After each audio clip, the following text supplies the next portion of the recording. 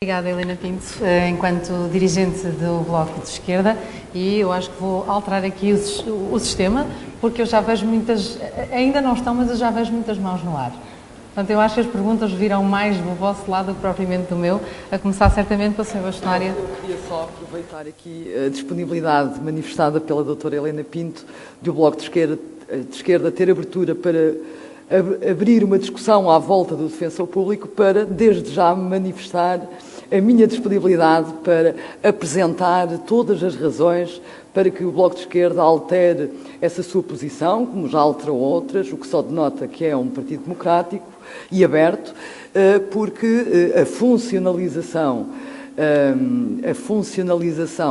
do defensor, a criação desse corpo de agentes que estariam ao serviço do cidadão, é, sob o meu ponto de vista, um erro gravíssimo em que se coartam direitos e garantias absolutamente essenciais do cidadão. Aproveitando essa disponibilidade que manifestou, eu também manifesto aqui, naturalmente, enquanto bastonária, disponibilidade para poder também dar um empurrão, digamos assim, naquilo que possa ser o pensamento do Bloco de Esquerda, dando até casos concretos onde existe a figura do defensor público e dos dramas que se instalaram por causa da perda de independência desses representantes dos cidadãos que são defensores. Eu lançaria só um repto aqui. Falou-se que os auditores externos, enfim, coroaram de sucesso todas as reformas, mas aquilo que era importante era fazermos o balanço daquilo que pensam os auditores internos, o que pensam os advogados, os juízes, os procuradores. E se esse balanço está feito, e que diagnóstico é que existe e que serviu de suporte a futuras propostas. Nós, enfim, todos nós temos noção daquilo que foi o memorando da Troika e dos constrangimentos que daí decorreram e o sucesso com que eles coroaram as reformas é muitas vezes um insucesso dos próprios portugueses e da vida dos portugueses. Aquilo que eu gostava era, na área da justiça, de saber em concreto, porque é uma questão muito, muito concreta, à qual alguns partidos responderam e outros não, mas perceber que é uma preocupação de todos os advogados e de todos os cidadãos, saber em concreto, em relação ao mapa judiciário, quais são as propostas que cada um, e em relação ao próprio acesso à justiça, quais são as propostas que cada um tem, sobretudo aqueles que não responderam diretamente a essa questão. Muito bem, fica então lançado o repto. Eu já vi 3 ou 4 mãos levantadas e vou passar a palavra, nomeadamente a candidatos que estiveram aqui noutros debates, e foi de resto o nosso compromisso, poderiam e deveriam ficar até ao fim para, obviamente, poder esclarecer algumas dúvidas junto dos partidos com assento parlamentar. É claro que desta vez vou ter de ser muito rigorosa com o tempo e que têm de ser perguntas e não opiniões. Portanto, a primeira pergunta tem a ver com as tais medidas a sério, que a Helena Pinto falou há pouco, e como foi desde já interpelada pela Sra. Bastonária, eu começo por si, se não se importa. Medidas a sério, que mapa judiciário, um novo mapa judiciário, voltar atrás nestas decisões, o que é que está previsto? Isto liga automaticamente, Liga. não é? Não. A nossa proposta sobre o mapa judiciário, nós não apresentamos uma proposta absolutamente fechada, a dizer agora reabrem 10, 20, 30, 40, aliás, porque parece-nos que esse não seria o melhor caminho. Não é? Nós entendemos que o mapa judiciário que foi aprovado e que foi implementado não serve a justiça nem serve as populações.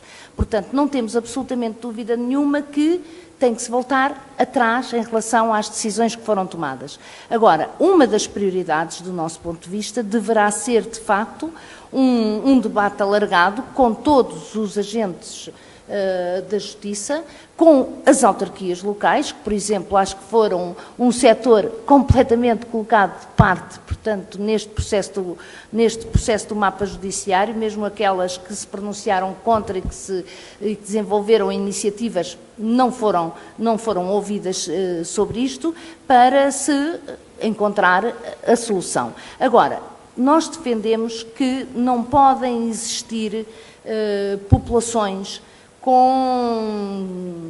sem acesso a tribunais de competência genérica, porque neste momento o que acontece é que, como aliás a senhora Bastonária disse, o facto de existem alguns tribunais ainda sem competência, que está a levar ao seu completo esvaziamento e ao afastamento. Quer dizer, o que não pode acontecer, isto tem que ter uma lógica territorial, é que existam zonas do país completamente desprotegidas em termos de acesso aos tribunais, com uma relevância muito significativa nas zonas do interior do país, com todas as agravantes que sabemos que isso tem, que isso significa para aquelas terras.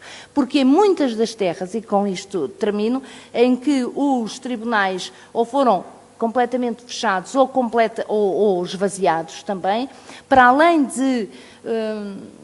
das populações ficarem privadas, é preciso dizer que se afastou dessas terras uma boa massa crítica também. Afastou-se dessas terras, massa crítica, o que fez com que se acentue os problemas do interior do país.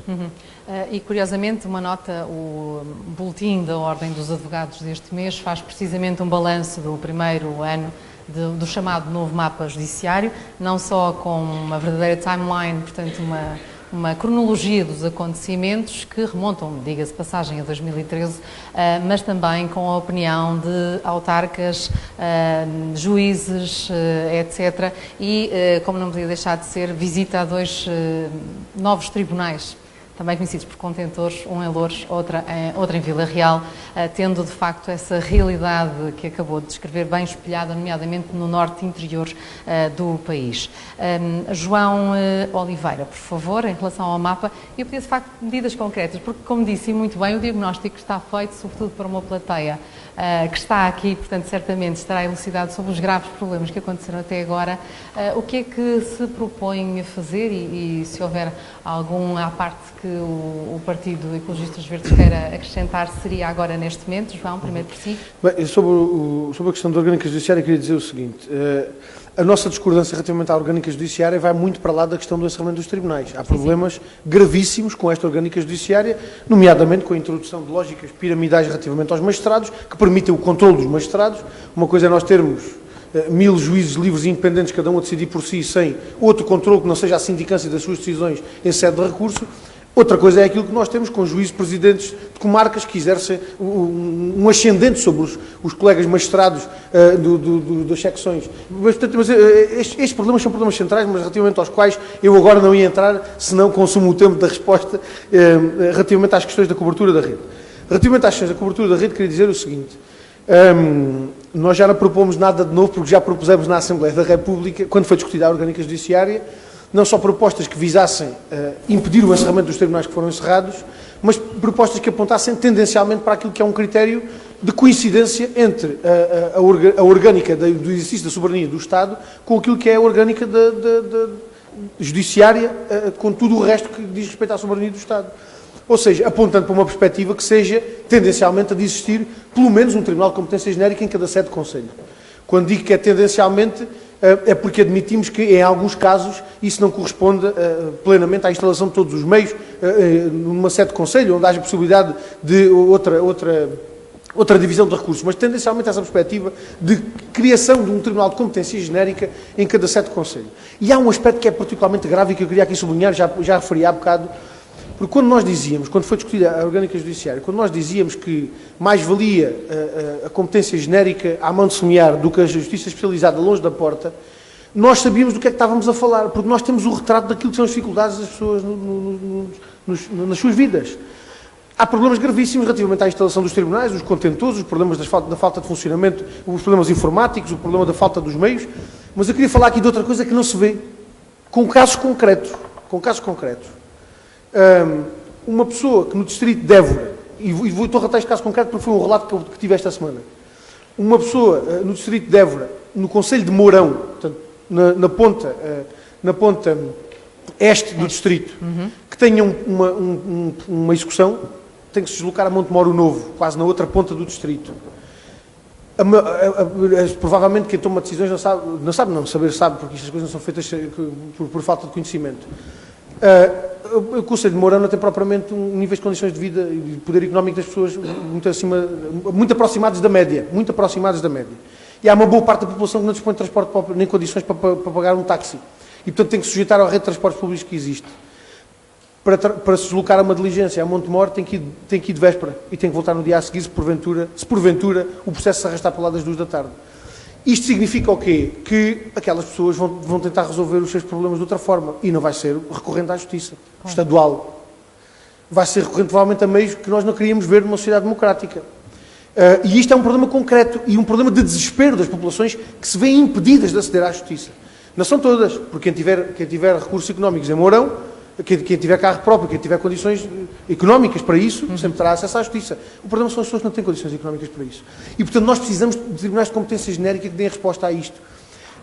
A competência especializada deve existir, se e na medida em que contribua para maior eficácia da justiça, mas não para a denegação da justiça para uma parte dos cidadãos. E, portanto, nós não temos nada contra a especialização, também não defendemos a lógica de que a especialização é boa em tudo, até porque temos muitas dúvidas, e provavelmente só daqui por alguns anos é que poderemos perceber qual é a qualidade de magistrados que passam uma vida inteira a decidir só de um tipo de questões. Temos muitas dúvidas sobre a adequação de decisões jurisdicionais de magistrados que fiquem limitados na sua compreensão do mundo e da justiça apenas a uma determinada matéria, mas isso provavelmente teremos, se calhar, outro espaço para discutir. Vamos tentar ter tempo para tudo, mas eu vou saudar também o Partido Ecologista Os Verdes, Francisco Madeira Lopes, muito bem-vindo à Ordem dos Advogados. Muito obrigado. Gostava de saber se quer acrescentar, obviamente, alguma coisa. Se pudesse, já agora, eu aqui também estou em casa, mas de qualquer maneira agradecer o convite, obviamente, à Sra. Bastonária, e começaria por dizer que, ao contrário da primeira intervenção da Sra. Bastonária, eu não concordei totalmente, e digo já porquê. Não tenho a certeza do seu microfone estar a funcionar, não sei se estão a ouvir aí atrás. Está. Acho que sim. A Sra. Bastonária disse que a Ordem dos Advogados é politicamente neutra. Eu acho que não é. E acho é partidariamente neutra. Partidariamente, tem razão. Mas, obviamente, estamos de acordo e só queria chamar a atenção para isto, porque a Ordem, de facto, tem-se visto obrigada, aliás, num processo inédito, diria eu, a tomar posição de uma forma como nunca antes foi obrigada a tomar. E isso é revelador do estado a que chegamos. Vimos os advogados na rua, eu também lá estive, porque achei que, de facto, neste momento se impunha, perante a gravidade dos ataques que estavam a ser feitos, não à classe, porque os advogados têm essa elevação de não se preocupar apenas com os problemas da classe, mas porque entendendo que os problemas da justiça são os problemas da sociedade, da democracia portuguesa, impunha-se uma tomada de posição forte. Dizer depois, também em complemento à sua pergunta, à pergunta que a Sra. Bastonária colocou, que obviamente aqui o problema da auditoria, nós vemos sucesso e compreendemos o sucesso na rapidez da implementação das medidas e no número de reformas feitas. Mas o sucesso não existe de todo nos resultados dessas reformas quando dizemos respeito à avaliação da qualidade da justiça, se ficou melhor ou ficou pior. Ficou claramente pior, mais longe das pessoas, com mais custos, num país que já é tão desequilibrado territorialmente, onde os transportes públicos faltam, e tudo isto implica acréscimos de custas para a justiça. Não são apenas as custas judiciais, que obviamente têm que ser reduzidas, não são apenas as custas dos processos de privatização, e falo muito concretamente no processo executivo, que afastou a possibilidade de recorrer à justiça por parte de muitos cidadãos, falo do mero capacidade de aceder à audiência para a qual se está convocado, para a qual se está notificado, muitas vezes por falta de meios económicos a pessoa não pode comparecer. O João Oliveira falou muito bem de Évora, podíamos falar provavelmente de todos os distritos, pelo menos do interior do país. E não tanto do interior, Santarém, que eu não considero um distrito do interior, tem o mesmo problema, se pensarmos em Mação, que está numa ponta do distrito. E, portanto, obviamente agora centrando na questão do mapa judiciário, eu penso que não devemos ter medo de voltar atrás. Não quer dizer que tenhamos que voltar a ter exatamente o mesmo mapa que tínhamos, mas eu penso que a palavra de ordem é, de facto, dar um passo muito grande atrás, no sentido de garantir a proximidade dos tribunais. Um tribunal, como o João Oliveira disse, não é por acaso estamos unidos na CDU, com uma lógica conselhia, o que não quer dizer que não possamos trabalhar a questão da especialização. Agora, o que foi um erro crasso, obviamente, é pretender-se dar ou vender às populações, como moeda de troca, uma falsa especialização dos tribunais, em que não estava previsto a formação dos magistrados, em que não foi precedida de nenhum estudo sério, de facto, das especializações que faziam falta para aqueles territórios. Não quer dizer que não possamos estudar essa especialização. Agora, dar essa especialização, que não era uma real especialização, em troca da redução do acesso à justiça dos portugueses, foi um erro e todos os operadores judiciários convergem nessa medida e, portanto, é preciso ter a coragem de dar um passo atrás, sem prejuízo, obviamente, de fazer uma avaliação de todo o processo deste ano que decorreu. Muito obrigada. E antes de passar a palavra ao público, eu já tenho os pedidos, vou passar às propostas específicas do PS, porque, João Tiago Silveira, acho que o diagnóstico está bastante bem feito pelas pessoas que falaram antes de si. O que é que mudariam? O que é que mudarão? Muito obrigado. Eu queria, em primeiro lugar, recordar aquilo que foram as opções durante estes 4 anos. Porque realmente as opções durante estes 4 anos foram reformas de códigos e reformas de leis. O Código de Processo Civil, desde 1961, foi revisto mais de 60 vezes. Independente depois de lhe chamarmos, não, este é um código novo, enfim, sabemos efetivamente qual é a matriz. O Código de Processo Penal já foi revisto mais de 24 vezes. E não deixa de ser extraordinário que esta governação se tenha continuado a pautar pela reforma. É a reforma e não aquilo que se quer alcançar que parece que é o resultado miraculoso que se vai obter. Ora bem, não se obteve. Eu quero recordar, porque estas coisas devem ser recordadas em política, aquilo que a Ministra da Justiça disse ao Diário Económico em 12 de outubro de 2012, quando perguntada assim: o que o cidadão quer saber é, com todas estas reformas, mapa judiciário inclusive, quanto tempo vai demorar um processo? E a resposta foi esta: a média será de 3 a 6 meses. Diário Económico, 12 de outubro de 2002. Hoje em dia, a média, só para falar do processo declarativo, é 20 meses cível. Eu não quero fazer a demagogia de utilizar os números da ação executiva cível, porque seria demagógico fazê-lo, mas se queremos falar dessa estatística, o resultado seria 40 meses, muito longe dos 2 a 6 meses da Ministra. E não deixa de ser absolutamente extraordinário que tenha sido esta e que continue a ser esta a política que o PSD-CDS nos propõe. Se virmos o programa do PSD-CDS, encontramos novamente a necessidade de harmonização legislativa com a mudança novamente de 9 códigos, inclusive, pasme-se, do Código Civil e das leis, cláusulas contratuais gerais. Ler página 134 do programa do PSD. Portanto, esta política foi uma política com erros de gestão, de concepção e com uma total desatenção ao pormenor e àquelas coisas que fazem a total diferença no sistema de justiça. Ora, o que aconteceu no mapa judiciário foi exatamente isso. No mapa judiciário achou-se que se poderia, a regra e esquadro e com uma lei, fazer uma reforma sem tomar em atenção tudo aquilo que implica fazer uma reforma. Fazer uma reforma hoje exige do membro do governo que esteja a meter as mãos na massa. Quando se constrói um programa informático como o Sítios, tem de se andar a ver em concreto o que é que aquele programa vai ser e como é que vai ser. Tem de se ver qual é que é o resultado de retirar aquele tribunal daquele sítio e qual é o efeito que vai ter sobre as deslocações das pessoas e dos atores da justiça que depois vão ter de ser realizadas.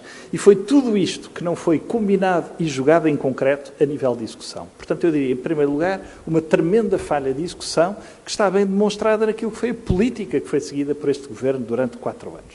Primeiro ponto. Segundo ponto, um total desprezo por aquilo que é capacidade para trabalhar em conjunto. Na Justiça não há hipótese de não trabalharmos em conjunto. Eu não tenho aquela visão de que estamos todos em luta, por um lado o poder político, por outro lado a Justiça, por outro lado os magistrados. Eu fui membro do Governo, não tenho minimamente essa visão. Trabalhei com todos, tive gosto de trabalhar com todos, não foi possível. Não seria possível fazer o sítio se não tivéssemos trabalhado todos em conjunto. E, portanto, eu acredito que seja possível fazer estas coisas em conjunto. Ora, aquilo que aconteceu com a Ministra foi uma total vontade de agradar de forma acrítica a corporações, sem haver nada desse trabalho em conjunto. E isso tem resultados. E os resultados são erros. E estes erros traduzem-se nos problemas que muitas vezes o mapa judiciário nos está todos os dias a confrontar. Contentores em vez de tribunais, deslocações para espaços que, na prática, significam um afastamento e uma não proximidade da justiça em relação às populações E depois, uma ausência de critério que tenha apontado para um resultado visível e palpável. A reforma do mapa judiciário, tal como está feita, eu arrisco-me a dizer que não vai trazer grandes benefícios, sequer em termos de rentabilização. E isso é muito grave. O que é que nós achamos que deve ser feito? Em primeiro lugar, a correção destes erros de montagem e de execução. E aqui de que é que estamos a falar? Estamos a falar de muitas coisas que têm a ver com, em cada tribunal em concreto, que efeito é que foi e provocou e o que é que podemos fazer para o minimizar. Pedem-me que eu aponte medidas em concreto, mas a medida em concreto que neste campo se pode apontar é olhar para cada um dos efeitos concretos criados por esta reforma do mapa judiciário e reduzir, minimizar, corrigir os erros que ele provocou em termos de afastamento das populações. Não é possível dizer em abstrato, vamos fazer assim ou vamos fazer assado. Temos de olhar para cada um deles em concreto e para os efeitos e para fazer aquele trabalho que não foi feito na montagem desta reforma. Primeiro ponto. Segundo ponto.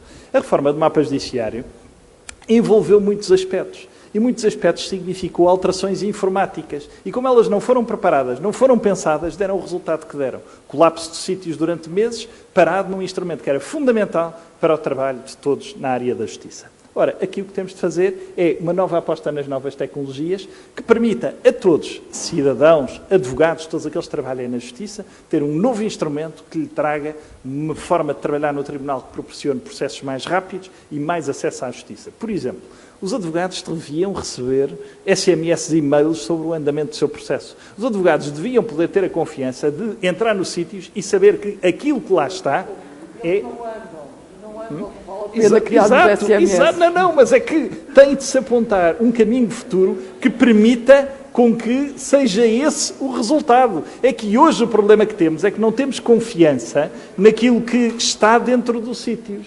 Ora, tudo isto tem de ser ganho novamente. Eu lembro muito bem como é que o sítios foi lançado. E quando ele foi lançado... Eu já passo a palavra para esse lado, está bem? Este burburinho tem a ver com isso. Todos nós temos consciência que os processos não andam. Eu dei hoje um exemplo, uma citação num processo urgente, ordenado em janeiro de 2015, era uma insolvência, a requerida foi citada ontem. Houve um advogado que fez o favor de me entregar o despacho. Portanto, quando nós aguardamos 9 meses para o cumprimento de um despacho, significa que de 9 em 9 meses receberemos um SMS a dizer que alguém mexeu no processo. Portanto, mas iam demorar 3 a 6 meses. Iam demorar 3 a 6 meses. O que eu quero dizer com isto é, nós temos de apontar para o espírito que levou à criação dos sítios e que permitiu trazer esta ferramenta que colapsou e que foi muito útil para melhorar o trabalho e a forma de funcionamento dos tribunais e dar uma nova dinâmica que permita corrigir esses erros. E depois precisamos de fazer outra coisa, que é ser mais ambiciosos, mas só o podemos fazer com gestão. Ser mais ambiciosos, por exemplo, para proporcionar julgamentos em todos os concelhos. Nós temos espaços, temos recursos humanos, temos recursos materiais. Temos de os saber gerir melhor e ter capacidade para os gerir melhor. Em todos os municípios há muitos espaços que podem ser bem aproveitados. Alguns deles, aliás, inclusivamente tribunais que estão abandonados. Mas muitos espaços que podem ser bem aproveitados, com boa gestão e com uma capacidade de organização que o sistema não tem tido. Eu penso que podemos ambicionar, passar a ter os julgamentos que dizem respeito às pessoas dos concelhos nos próprios concelhos. Ambicionar para algo que é mais do que aquilo que existia no quadro de antes do mapa judiciário. Eu não resisto, é só uma coisa última que eu preciso. É uma última coisa que eu preciso dizer. E por isso é que o enfoque tem de ser tanto na gestão e por isso é que é tão importante falarmos sempre de gestão. É que não é possível dizermos sempre e acharmos sempre que o sistema vai resolver os seus problemas com uma permanente aumento de meios em relação a tudo.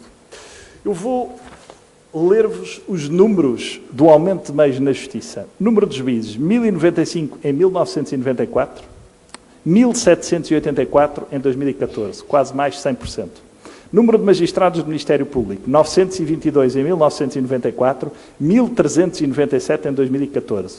Número de oficiais de justiça, 1994 para 2014, também cresceu.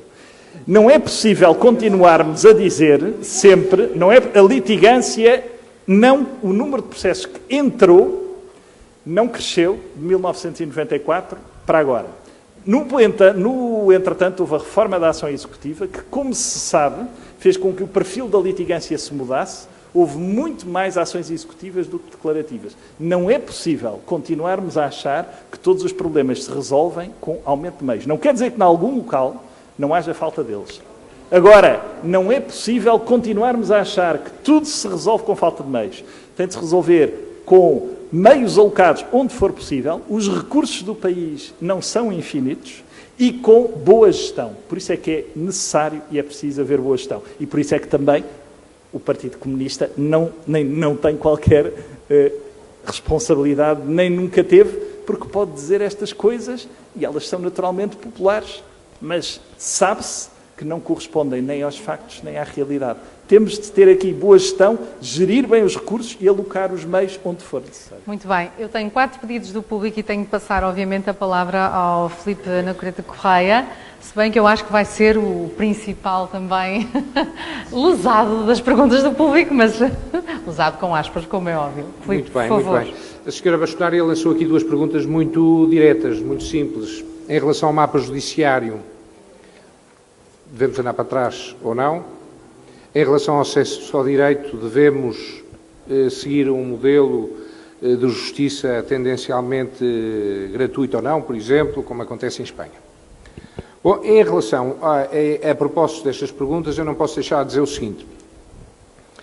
Grande parte de tudo daquilo que foi dito em termos de diagnóstico, de leitura dos problemas, quer até dos problemas sociais, da leitura que se faz da justiça, da leitura que foi feita por todos os meus antecessores aqui na mesa, são partilhados por mim. Portanto, na verdade, aquilo que nos diferencia não é a leitura dos problemas, não é a falta de preocupação com eles, mas é, na verdade, uma questão muito simples que a deputada Helena Pinto referiu de uma forma muito clara. Tem a ver com meios. Tem a ver com meios. E a resposta a estas questões aqui colocadas, a nossa resposta da coligação à frente, é: deve o mapa judiciário voltar atrás? E nós dizemos não. Não deve voltar atrás. Deve ir para a frente. E com isto quer dizer que este processo de implementação do mapa judiciário foi um processo muito penoso, muito difícil. Foi muito pensado. Reparem, não faz sentido nenhum. E creio que sobre isso nós estamos todos de acordo. Nós podemos fazer a leitura toda dos casos concretos, do que correu mal, dos contentores, das situações concretas. Com certeza há muita coisa mal. Em relação a isso também estou de acordo. Mas a verdade é que o mapa português hoje não tem rigorosamente nada a ver com o mapa que esteve na base do anterior mapa judiciário. A realidade subjacente à necessidade do mapa judiciário não foi uma coisa criada pelos políticos. É porque o mapa português hoje é completamente diferente do que era. E reparem, não houve partido nenhum mais penalizado por esta reforma que um partido da coligação, que eu por acaso não represento, mas que é um facto, que é o Partido Social Democrata, que toda a gente sabe que é um partido com uma rede de autarcas espalhado em todo o país, foi o partido mais penalizado pela implementação desta reforma. Portanto, se houvesse um interesse partidário subjacente a esta reforma, ela não teria sido implementada. O PSD, o Partido Social Democrata, a coligação, só aceitou implementar esta reforma com enormes custos políticos porque ela é efetivamente necessária para o país. Nós podemos discutir que alternativas, o que é que poderia ser feito melhor. Aqui o João Tiago Silveira, bem, diz que temos que olhar criticamente para a situação concreta. Muito bem, façamos esse esforço e por isso nós temos no nosso programa um empenho claro de monitorização desta reforma, mas não voltemos atrás. Esta reforma era necessária para o país. E esta coligação, confrontada com um memorando de entendimento que não foi ela que o subscreveu, que remetia para um objetivo concreto e calendarizado, não era um objetivo meramente teórico para nós agora estudarmos durante anos, como em Portugal se faz, como tenho que dizer, o PS fez, tinha esta questão já no programa eleitoral em 2009, e a única coisa que fez foi criar 2 ou 3 comarcas piloto e não implementou rigorosamente nada. Mas pôs no memorando de entendimento esta obrigação calendarizada, e foi isso que a coligação fez. E, portanto, pergunta, devemos voltar atrás? Não. Temos que olhar para ela criticamente, melhorar o que tem que ser melhorado. Segunda questão, justiça tendencialmente gratuita. Claro que eu gostava que a justiça fosse tendencialmente gratuita, mas tínhamos consciência do seguinte: os nossos meios, para voltar outra vez à questão dos meios, não são infindáveis. Portanto, se nós queremos uma justiça tendencialmente gratuita, temos que olhar para o Orçamento do Estado e ver qual é a componente do Orçamento do Estado que pode ser reduzida para suportar este custo. E nós entendemos que não. Não, o BES, não vamos entrar aqui nesse debate, o BES agora, porque agora podíamos estar aqui a discutir, podia estar a dizer que não, o BES é um empréstimo, mas isto é objetivo, E, portanto, não vamos discutir também uma despesa pontual com uma despesa corrente. A questão é esta. E, portanto, o que nós entendemos é que, efetivamente, no acesso ao direito, ele deve ser garantido, está no nosso programa, deve ser reforçado nas situações onde, efetivamente, ele não está a chegar e devia chegar, mas eu não compreendo também quem se diz de esquerda, a sua indignação com as custas judiciais, porque há pouca coisa tão progressiva como as custas judiciais. As custas judiciais, a apontarem para a progressividade que apontam em termos de valor da ação, são daquilo que nós mais temos de mais progressivo que há em termos de taxas e de impostos. E isso normalmente não é referido, é sempre referido à situação concreta. Portanto, o que eu quero sublinhar é acesso ao direito, sim senhor, deve ser sublinhado, deve ser garantido, mas a justiça deve ser paga por quem pode pagar e infelizmente, se quisermos outro sistema, temos que ver no orçamento quais são as alternativas. Só para acabar, eu vejo as medidas propostas pelo PS. São simpáticas, muitas são boas, mas têm um impacto orçamental com certeza. Por exemplo, ouvi falar em prémios, em incentivos às equipas que atendem objetivos. Quando leio o estudo sobre o impacto financeiro do programa eleitoral do PS, sobre esta matéria, Soutor, eu tenho aqui o capítulo, não vejo rigorosamente nada sobre este ponto. E tenho aqui a página, a partir da página 14, 15 e 16, sobre esta matéria, não vejo nada. Portanto, tudo isto é uma questão de impacto, meios e saber o que é que nós podemos fazer e queremos fazer. Muito bem, eu vou passar ao público com o rigor do minuto e meio. E vou começar pelas 3 pessoas, as 4 pessoas que eu vi primeiro. Portanto, o Dr. Eldado Neto, o Dr. António Archer, o Dr. Garcia Pereira e a Dra. Fernanda. Para começar. E vamos ver se temos tempo para... O senhor já falou há bocadinho, peço desculpa. Vamos tentar dar voz a novas vozes. Sim. Doutor, vamos... Eu sei. Vamos respeitar a ordem. Um breve agradecimento aos ilustres membros do painel e gostaria de vos colocar 2 questões com muito interesse, que são estas. Qual é a política dos vossos partidos relativamente à situação caótica que se vive atualmente nas prisões portuguesas?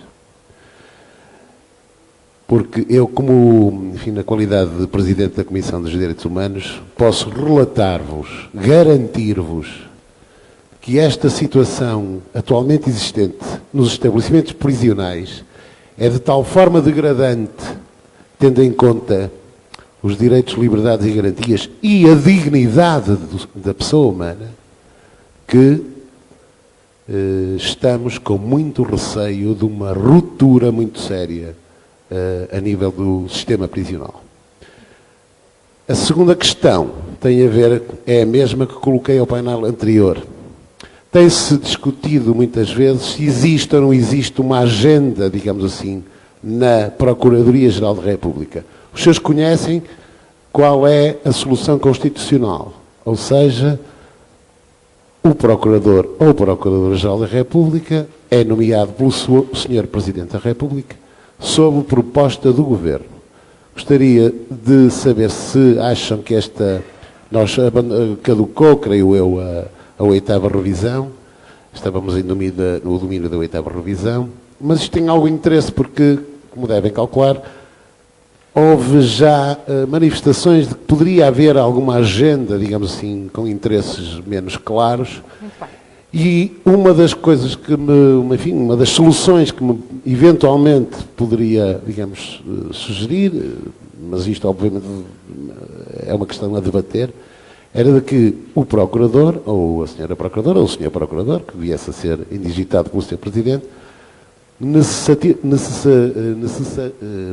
teria necessidade de não ser nomeada pelo Governo, mas pela Assembleia da República, nomeada pela Assembleia da República, com uma maioria, digamos, alargada, que tivesse uma representatividade maior das forças políticas existentes nessa Assembleia. Obrigada. E gostava de saber o que é que me tem a dizer sobre isso. Obrigado. Muito obrigada. E... Procurador-Geral da República. Procurador-Geral da República, sim. Vou passar... exato. Dr. António Asher, por favor. Membro do PRD. PDR, peço desculpa, já são tantas siglas. Peço imensa desculpa. Muito PDR. boa noite aos ilustres membros do painel. Eu, relativamente ao Dr. João Tiago Silveira, trouxe-nos aqui um discurso realmente muito tecnocrático sobre a justiça. Relativamente ao diagnóstico, estamos todos de acordo e já estamos, digamos, muito cansados desse diagnóstico, mas relativamente a propostas concretas, a única coisa que eu ouvi do Dr. João Tiago Silveira foi que o PS propunha que se passassem a enviar SMS e e-mails. Dê-me só licença um segundo. Só para que vamos pedir esclarecimentos, certo? Foi muito importante este debate, foi marcado exclusivamente com a intenção de esclarecer. O juízo de valor, cada um fará o seu, vamos nos abster de juízos de valor e interpelar com questões concretas, porque se está a ser transmitido na Justiça TV, temos centenas de advogados a verem em direto esta transmissão que querem saber o que é que estes senhores que se candidatam à Assembleia da República nos podem oferecer na área da Justiça. É isso que é importante, pois cada um de nós fará o seu juízo de valor e no dia das eleições votará com liberdade. Bom, mas então o que eu queria dizer é o seguinte, portanto, queria perguntar ao Dr. João Tiago Silveira, em concreto, se o PS propõe, se o Partido Socialista propõe ou não que, relativamente ao mapa judiciário, nós passamos a ter um tribunal de competência genérica em todos os concelhos do país. Se pode garantir isso, se é uma proposta que pode avançar aqui. Por outro lado, também gostava de saber a sua opinião concreta sobre as custas judiciais. Se realmente se propõe reduzir as custas judiciais, que são hoje realmente um óbice muito grande, sobretudo para a classe média, ter acesso ao direito e aos tribunais. Muito obrigada. Só a outra pergunta que tinha era para o Dr. Filipe Anacoreta Correia, era perguntar-lhe se sabe qual é o orçamento da Justiça. Portanto, o Dr. João Anacoreta Correia diz que o problema é um problema de meios, que não temos meios para tudo. Perguntava-lhe se sabe qual é o orçamento da Justiça e se sabe quanto é que custaria, efetivamente, uma redução das custas judiciais, quanto é que custaria e qual é a importância, o peso relativo do orçamento da Justiça no globo do Orçamento de Estado. Muito obrigada. Vi o Dr. Garcia Pereira, ao fundo, a pedir a palavra. Vou-lhe pedir também que seja breve com a sua questão ou questões. Queria, no entanto, começar por dizer que o que este debate demonstrou, este último painel, é que era possível ter-se feito o debate com todos os intervenientes juntos e os partidos responsáveis pela situação atual da justiça portuguesa, que são aqueles dois senhores que ali estão, o PS e o PSD, teriam tido a oportunidade de ser confrontados por todas as forças políticas e não pelo critério que se seguiu. Mas, dito isso, o que eu pergunto claramente é o que é que os senhores têm a dizer sobre o processo penal que nós temos neste momento em Portugal. Um processo penal, a que eu já me referi na minha intervenção de há bocado, mas que os senhores não estavam cá para ouvir e que não foram confrontados com ela, um processo penal que é hoje um processo penal completamente nas mãos da direita e da extrema-direita. Um processo penal em que o Ministério Público faz o que quer na fase de inquérito. Um processo penal em que o Ministério Público escolhe o juiz de instrução que lhe convém, desde que coloque o processo no Departamento Central de Investigação e Ação Penal. Um processo penal onde é possível manter um cidadão atrás das grades durante 10 meses sem lhe imputar um único facto concreto. Um processo penal onde se admite como normal que todos os dias se viola o segredo de justiça, mandando para certos jornais, os órgãos oficiosos da Procuradoria-Geral da República e do Justiceiro Penhascoso, as versões que convêm à acusação. E o que é que os senhores pretendem fazer? Se pretendem fazer alguma coisa para pôr cobre a este escândalo. Porque a verdade é esta. Se atualmente nós temos um processo penal em que o Ministério Público não vê nada no Porto Escala, nas viaturas Pandur, nos submarinos, nas contrapartidas dos submarinos, onde a dívida pública da Madeira, mas já quando se trata de arguidos da esquerda, mesmo que seja da esquerda formal, aí vê e mantém encarcerado durante largos meses, a questão é que pode fazê-lo com as leis que precisamente o governo do Partido Socialista, e tendo como Ministro da Justiça o Dr. António Costa, foi aprovando sucessivamente. Nós chegámos ao ponto de uma coisa que nem a PIDE podia fazer, que era entrar em casa de um cidadão durante a noite para o prender, agora, sob o pretexto sempre do excesso de garantismo e da legitimidade dos fins, ser possível fazer. Temos serviços de informações completamente em roda livre a funcionar neste país. Como nós dissemos e o que é que os senhores início, tentam fazer? E por último, permitam-me só, uma questão. Os dois senhores também estão de acordo, são os principais defensores de que o povo português deve aceitar pagar uma dívida de 227 mil milhões de euros. Façam o favor de explicar a quem vos está a ouvir onde é que vão buscar um único cêntimo de recurso para aplicar, por exemplo, na colocação dos tribunais ao alcance dos cidadãos ou para diminuir uma justiça que é escandalosamente cara. E eu não quero terminar sem manifestar a minha indignação por ver os dois senhores referir-se a um país que não tem nada a ver com o país em que nós vivemos todos os dias. E quer os colegas que estão aqui dentro, quer os colegas que nos estão a ouvir na televisão, sabem perfeitamente que aquilo que nós hoje vivemos é de facto um país onde o cidadão comum não tem acesso à justiça, ela é tremendamente cara e não é lenta. Ela só é lenta para alguns, para o pilha-galinhas que buscam uma peça de fruta ali na frutaria da esquina, ela é célebre. Como o célebre sem-abrigo do Porto, por ter roubado um polvo de 3 ou 4 euros, foi imediatamente julgado e condenado. Muito obrigada. As regras do debate, o Sr. teve a sua oportunidade, vamos dar oportunidade também aos outros, porque é isso também, a pluralidade que é defendida na ordem dos advogados, Sr. Muito bem. Como foi dito... Muito bem. Foi o que foi dito, aliás, de resto, foram todos os partidos, aliás, estão aqui também como testemunhas, foram todos convidados a ficar, do princípio ao fim, e a expor as questões. O Sr. Doutor também falou meia hora. Eu peço-lhe o especial favor, dar a palavra a outros colegas que também têm direito a falar e a interpelar os convidados. Só um bocadinho, está bem? Vamos passar a palavra. Por favor, boa tarde. Se calhar o outro microfone, por favor. Já está. Muito boa tarde. Eu só me apetece aqui dizer uma frase, que foi a que eu vi hoje de manhã, quando abri o meu computador. A viver é desenhar sem borracha. E o que me apetece fazer com o mapa judicial é com uma enorme borracha apagar tudo o que foi feito. Senhores deputados, voltem atrás. Não há outro meio de resolver este problema. Haverá pontualmente uma ou outra coisa que poderia ficar, mas na sua esmagadora maioria os meus colegas sabem que este mapa judiciário é uma catástrofe. Queria colocar concretamente uma pergunta relativamente ao apoio judiciário que vive no meu coração. Queria saber se os senhores têm alguma proposta para alterar a regra injustíssima que hoje existe no acesso ao direito e aos tribunais por parte das pessoas que têm um ordenado, milionário acima dos 600 euros. Senhores deputados, não é verdade aquilo que está a dizer, que não houve uma progressão nas taxas de justiça. Houve, e muita, e hoje em dia alguém que tenha 600 ou 700 euros de salário tem que pagar faseadamente a sua ida a tribunal, quer seja autor, quer seja réu, para se defender, muitas vezes de processos que não têm nada a ver consigo, de coisas perfeitamente estapafúrdias, e têm que as pagar 3 vezes mais da taxa de justiça. É aquilo que é exigido a um cidadão que paga faseadamente o acesso ao direito. Eu quero saber se os senhores têm alguma proposta para alterar isto, uma vez que o acesso ao direito já é permitido a pessoas praticamente indigentes, mas a todos os outros é retirado. E, de facto, aqui há uma verdadeira denegação de justiça, como disse ali o Dr. João Oliveira. Muito obrigada.